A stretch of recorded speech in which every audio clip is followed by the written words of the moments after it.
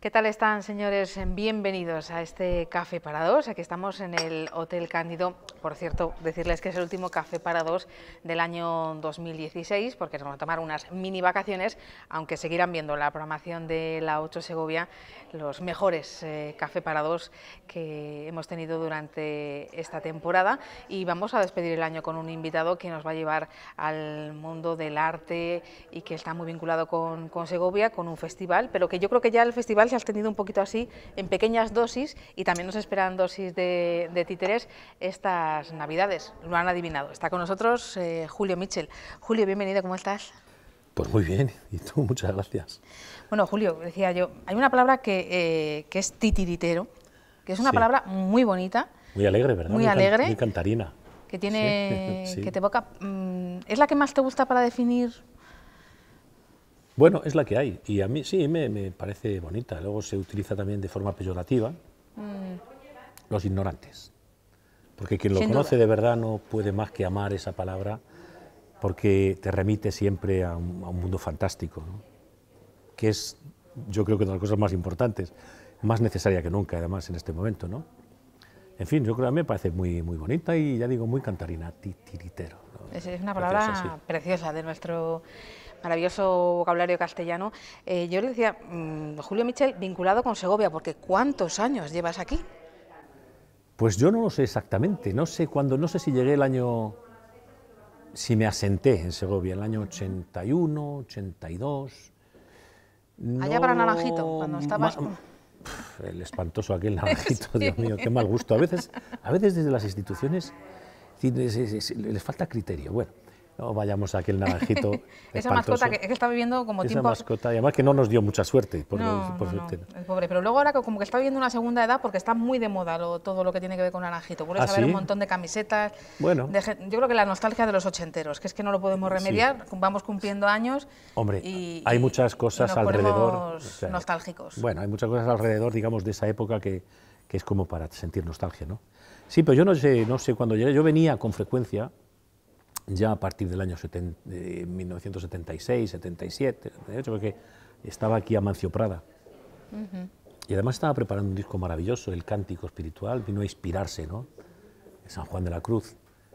Yo a Amancio le conocía, es más, teníamos un grupo de teatro en París, nosotros vivimos en París, nos conocimos en París, él es leonés también, como yo, y teníamos un grupo que se llamaba Candilejas, Teatro Popular Español, con el que íbamos por las asociaciones españolas, de trabajadores españoles, ¿no?, en la emigración, por los centros de la emigración. Y así nos conocimos, y cuando yo regreso ya a España, en el año 75, él ya está asentado en Segovia, y vengo con frecuencia a verle. Allí conozco a mucha gente, hice un círculo de amigos, entre ellos el Peli, un escultor, es un pintor, un maravilloso pintor, desgraciadamente fallecido en un atraco en Madrid años más tarde, ¿no? Pero se establece una relación muy estrecha con el Peli y con su círculo de amigos, y hace que poco a poco yo me vaya quedando en casa de uno, en casa de otro, y un buen día digo, pero si yo vivo en Segovia, yo ya no vivo en Madrid. Mantenía todavía una casa, una buhardilla que tenía por el centro de Madrid, por el barrio de Malasaña. Eran otras épocas. Malasaña no era todavía lo que se convirtió después, ¿no? Era un barrio popular, un barrio humilde, normal, ¿no? Un barrio con mucha personalidad. ¿Quién ha conocido Malasaña lo que claro, tú, era un en barrio esos popular años? Con mucha personalidad, pero no tenía absolutamente nada que ver con lo que se convirtió en poco tiempo después, ¿no? Casualmente, alrededor de una fiesta, la fiesta del 2 de mayo y tal. Bueno, entonces, el caso es que yo hacia el año 83, 82 me doy cuenta que vivo en Segovia, que estoy más asentado en Segovia que en ningún otro sitio, y entonces pues llevo, no sé, desde el 83 hasta hoy, pues muchísimos años, ¿no? 93, 2003, 2010, son 33. 34. 33, ¿no? 34 años, sí. O sea, aproximadamente 34 años, sí. Yo me siento segoviano, obviamente, ¿no? Hombre, me siento muy leonés también. Yo nací en León, entonces... ¿En la ciudad de León? Sí, es una tierra que me tira mucho, pero también me crié una buena parte, vamos, me eduqué en París también, estuve una temporada larga, ¿no? 12 años en París. Entonces, soy un poco de todos los sitios, pero en este momento ejerzo de segoviano, ¿no? Y además estoy encantado de estar en esta tierra que me recibió con los brazos abiertos y en la que me encuentro muy a gusto. Es verdad que me encuentro muy a gusto. Cuando dicen que Segovia es Castilla, esa Castilla áspera, esa Castilla... No, no, a mí me parece que Segovia es una ciudad muy hospitalaria y cálida. Lo digo de corazón, que no tengo por qué pasarle... a quedar bien aquí. No, lo digo de corazón, a mí me recibió muy bien y precisamente por ese recibimiento tan amable, tan cariñoso, pude iniciar ese festival, ¿no?, en el año 85, algunos años después, que se ha convertido en lo que se ha convertido, una especie de referencia también a nivel artístico, cultural de Segovia, y una referencia mundial, ¿no?, en lo que se refiere al arte de los títeres, a las artes de la marioneta que le llamamos ahora, ¿no? Bueno, antes de entrar en ese maravilloso mundo de Titirimundi y anécdotas que vayamos recordando desde el año 85 hasta este año, hemos hablado de París. ¿Cómo acaba un leonés en París? ¿Qué es lo que te llevó...? La emigración, las épocas esas de la emigración. Bueno, pues como acabaron muchísimos españoles. Hubo una época, a final de los años, bueno, a mediados de los años 50 ya empieza a haber una emigración masiva, ¿no?, a toda Europa. Y en ese paquete, pues más o menos fui yo también, ¿no?, pero ya un poquito más adelante, mi madre. Y ahí terminé, o sea, como eso. Es muy importante ¿Eras muy jovencito? Sí, es muy importante tener esa vivencia, ¿no?, de haber vivido, de haber sido emigrante, de haberse sentido extranjero en otro país, Francia, ¿no? En aquella época era mucho más extranjero que ahora. Ahora estamos más acostumbrados a la convivencia con esos países europeos. Pero entonces había una frontera mucho más rígida, ¿no? Entonces se era mucho más extranjero. Es decir, yo tengo nacionalidad francesa, porque mi padre era francés también, entonces había muchas. Pero es cierto que se sentía de una manera muy intensa, ¿no?, esa diferencia, eso sentirse extranjero, ¿no? Y por eso se entiende mucho mejor a los que vienen de fuera buscándose la vida. Lo mismo, exactamente igual que hicieron los españoles en otra época, ¿no? Entonces, no nos podemos olvidar de nuestra historia. Hemos sido un país de migrantes. Claro, hay que ser agradecidos y ser así. Hemos sido un país de migrantes, seguimos siendo un país de migrantes, pero hubo una época donde prácticamente media España se iba, ¿no? Pues no se podía vivir aquí. Francia, Alemania... Suiza, Francia, todo. Suiza. Y mucho América, ¿no?, también. Pero bueno, eso es. Que y así es. Y así conozco colonias. Yo a Amancio Prada, que está ahí estudiando. Me pilla a mí también estudiando en aquella época. Y bueno, yo no recuerdo muy bien quién nos presentó, pero vamos, sería algún leonés. Porque leones hay en todos los lados, ¿no? Y bueno, y entonces se estableció mucha amistad, ¿no? O sea, él estaba muy unido a Agustín García Calvo, un zamorano ilustre también. Y bueno, pues ahí empezamos, teníamos algunas inquietudes, con un valenciano que era director de teatro, puso un anuncio en una librería, la Librería Masperó, donde acudíamos muchos españoles acudían allí, y yo vi ese cartelito anunciando que se formaba un grupo de teatro, un teléfono, y allí nos encontramos a Amancio Prada, que yo no le conocía, y más gente, ¿no? Y allí formamos ese grupo. Fue una época muy bonita, coincidió con mayo del 68, prácticamente, ¿no? Formamos el grupo un poquito antes, pero luego coincidió plenamente, ¿no? Recuerdo que llevábamos los decorados en el metro. Era una aventura, claro, no teníamos dinero ni para coche ni para nada, ¿no? O sea que... O sea, ibas con todo... Con todos los decorados. Todo el atrezo, toda la parafernalia en el metro de París. En el metro de París o en el autobús, si íbamos a alguna barriada, íbamos en el autobús.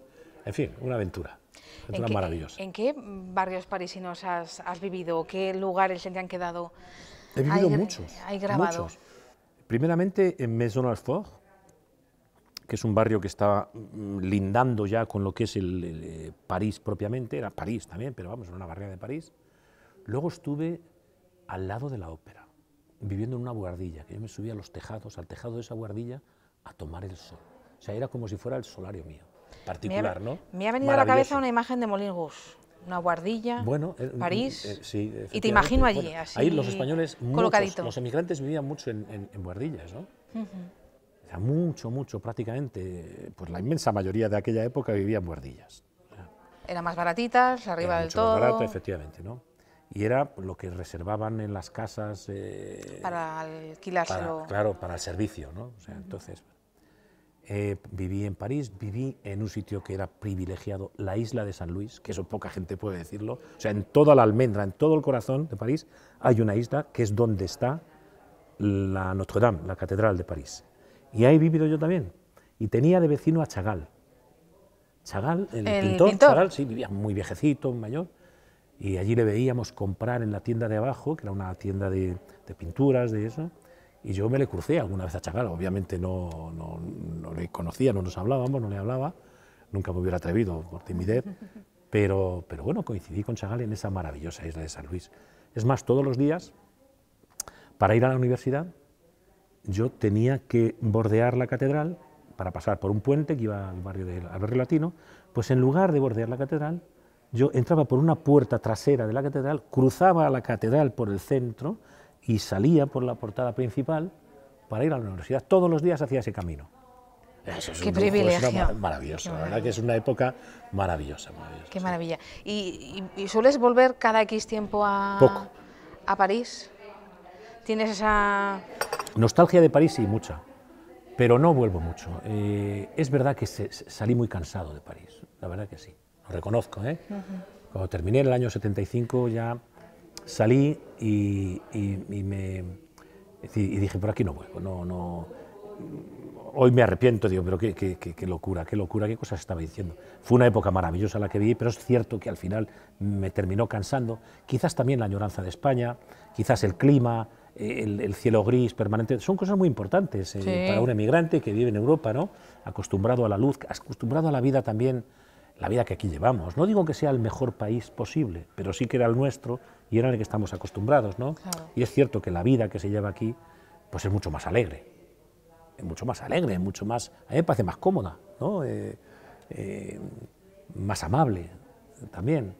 Y entonces a lo mejor esa añoranza también del sol o de la luz, pues hizo que un buen día dijera, ya está bien, sacudí los zapatos para no traerme ni el polvo, o sea, tan hastiado estaba de París entonces, y bueno, y vine, y regresé, fui a León, no podía ir porque yo había hecho teatro, psicología también y teatro, y digo, ¿dónde tengo yo futuro?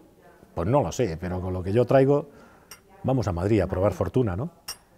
Y ya en Madrid, estando tan cerca de Segovia, fue como ya poco a poco vine acercándome a esta ciudad y aquí me quedé. ¿Y cuáles son cuando vuelves a España, cuáles son tus primeros proyectos artísticos con esa baja que decías, psicología y teatro? ¿Cuáles son tus primeros proyectos profesionales cuando vuelves a España? Es que ya antes de venir, antes de regresar, yo ya había formado una compañía. Vamos, habíamos montado un espectáculo entre Lola Atance, mi pareja de entonces, nos conocimos en la universidad, nos conocimos no en la universidad, nos conocimos en el teatro, en la compañía Candilejas. Ajá, o sea, en la famosa compañía Candilejas, ¿sí? Que hablaba.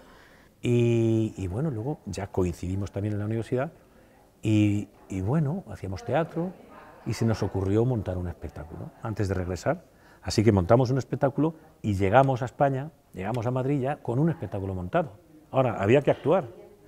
¿Qué hicimos? Era final de verano, con un coche viejo que conseguí yo comprar a un profesor de la Universidad de París, que me costó, ¿cuánto? Pues muy poco dinero, era muy poco. Era un 2 caballos, un 3 caballos exactamente, un Dian 6. Cogimos, metimos todos los bártulos en el Dian 6 y dijo, ¿y dónde vamos? Pues venga, vamos por la Mancha, como Don Quijote. Y llegamos a Almagro, maravillosa plaza la de Almagro, sacamos los bártulos con intención de montar un teatrito en la plaza de Almagro y pasar la gorra, hacer el espectáculo y pasar la gorra. En Almagro, que están tan acostumbrados, ¿verdad? Bueno, entonces tenían cerrado el corral. Ah, estaba cerrado el corral. Estaba cerrado el corral, en aquella época, ¿no? Pero recuerdo que estábamos montando cuando aparece alguien allí, un señor por allí, ¿qué estáis haciendo? Pero mira, estamos montando aquí, vamos a hacer un teatro de títeres, hombre, que esto aquí no, mira, ahí está el corral de comedia, estábamos en la plaza de, quien conozca Almagro, sabe, la plaza, y el corral de comedias está en la misma plaza. En la misma plaza. Dice, yo tengo las llaves del corral. Dice, mañana es domingo, podíais venir al corral y hacer la actuación dentro del corral de comedias. Pero Dios mío, o sea, eso sí que la primera actuación que hice yo en mi vida, o sea, ante un público con el espectáculo que habíamos montado, fue en el corral de comedias de Almagro, con intención de pasar la gorra después, había que sobrevivir. Tal era la emoción que al final se nos olvidó pasar la gorra y todo, o sea, pero fue esa función, la recuerdo. Había algún pariente de García Lorca que se nos acercó al final, que había estado con la barraca. O sea, ocurrieron una serie de coincidencias curiosas, ¿no? Bueno, pues eso nos permitió después hacer una gira realmente ya más organizada, que no era nuestra intención, por diferentes poblaciones de La Mancha, ¿no? Y así se inició mi compañía Libélula y se inició mi andadura teatral por España. Empecé con buen pie, es verdad, y luego, pues, oye, tuve la suerte también de crear Titirimundi, ¿no? Un poco para ayudar a mi profesión. Eso lo hice con la intención de ayudar a promocionar y a difundir el arte, el teatro de los títeres, ¿no? Y así se me ocurrió hacer un festival aquí en Segovia. Me pareció una ciudad idónea para ese tipo de cosas. Y bueno, pues así fue, esos fueron mis inicios. Me preguntabas por ello, ¿no? Que cómo, así fueron. Empecé así, pues de vagabundo, de titiritero, de aldea en aldea, ¿no? Como en la canción de Serrat. Luego también es verdad que tuvimos la suerte de conectar con el teatro independiente de aquella época, ¿no? Con Juan Margallo, Petra Martínez, que estuvo actuando aquí hace poco, ¿no?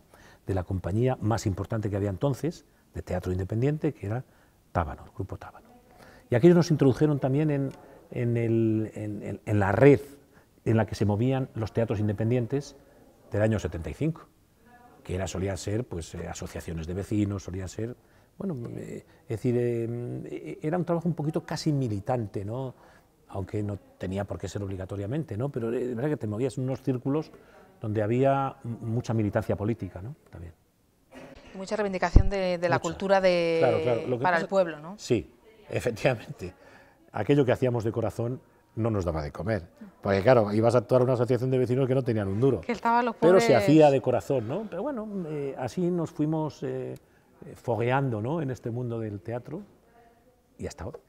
No. ¿Qué recuerdas o qué compañías son las que te han acompañado o que tienes ese especial recuerdo porque te acompañaron en las primeras ediciones de Titirimundi? Porque luego hay algunas como que las hemos visto, bueno, hemos crecido casi con ellas. ¿Qué compañías son las que se han mantenido o habéis tenido ese contacto tan estrecho porque ellos han seguido con tu misma idea de ayudar a la profesión? Hombre, llevamos ya 30 y tantos años, de Titirimundi, que son muchos años. Es una edad ya... estos días he estado viendo que Televisión Española celebra los 60 años. Nosotros ya vamos para allá, o sea, hemos superado ya la mitad del trayecto. Pues es que son muchos años y quedan pocas compañías de aquella época, queda alguna. Joan Baixas, pero bueno, lo que pasa es que estos se han ido renovando las compañías a lo largo de este tiempo, ¿no? Algunas se han formado y son ahora muy importantes, pero se han formado como espectadores en Titirimundi. Es un aspecto, una característica de Titirimundi que poca gente se da cuenta de ella, que es que sirve de escuela. Es una escuela donde uno viene a ver, a escuchar. Es como, y se enamora de... Bueno, se enamora y aprende. Aprende, se ven, aquí se están viendo, o se ha estado viendo, el mejor teatro que se hacía en el mundo. Y todo eso era un ejemplo para aquellos aficionados o aquellos que no eran todavía aficionados, que se fueron aficionando aquí, ¿no? Hay un grupo, La Chana, que son de Salamanca, que entonces estaba haciendo sus primeros pinitos y venía aquí a impregnarse de lo que se hacía por Europa, ¿no? Era su universidad. Era su universidad, lo reconoce, ¿no? Y en mi opinión es de las compañías más importantes que hay actualmente en toda España, O sea, de los más importantes. Bueno, yo me siento muy orgulloso, ¿no? Cuando me dice eso, esta fue mi universidad. Sigue siendo mi universidad, dice, porque él viene casi siempre de espectador, aunque también viene a actuar, ¿no? Luego están los titiriteros de Binefar, que son ya unos asiduos de aquí, que vendrán estas Navidades a actuar, además con una propuesta muy bonita, muy bonita. Antiguamente se hacían pastoradas en las Navidades, ¿no? Se hacían representaciones propias de la Navidad, ¿no? Eso se ha ido perdiendo, ¿no? Ana Zamora, con el auto de los Reyes Magos, de alguna forma ha iniciado ese... Ha vuelto a abrir esa caja. Sí, ha iniciado como ese regreso, ¿no? A las raíces, pero de una forma más culta, ¿no? Los titiriteros de Binefar han recuperado esa tradición de los autos navideños, auto Navidad, y hacen unas representaciones que son divertidísimas, ¿no? Cambian las imágenes de las figuras del nacimiento por personajes de los títeres, bueno, siempre intervienen también los personajes propios, y han recuperado un auto navideño que es muy popular, que se hace en Zaragoza, lo hacen todos los años en Zaragoza, durante todas las Navidades, y este año han tenido a bien venir a Segovia, para intentar que aquí también se recupere esa tradición. Y van a estar 2 días, con 4 representaciones de ese auto de Navidad, ¿no? Que es el retablo de Navidad. El retablo de Navidad de los titiriteros. Julio, aunque no te lo creas, se ha pasado el tiempo de nuestro café, nos hemos dado un paseo maravilloso, ¿Sí? pero nos ha quedado tantas cosas en el tintero que próximamente tendremos también oportunidad de volverte a invitar a otro café. Felices fiestas. Igualmente, feliz Navidad. Feliz año y felices fiestas a todos los telespectadores y que tengan un mejor año nuevo. Señores, pasen unos días estupendos, que sean muy, muy, muy felices.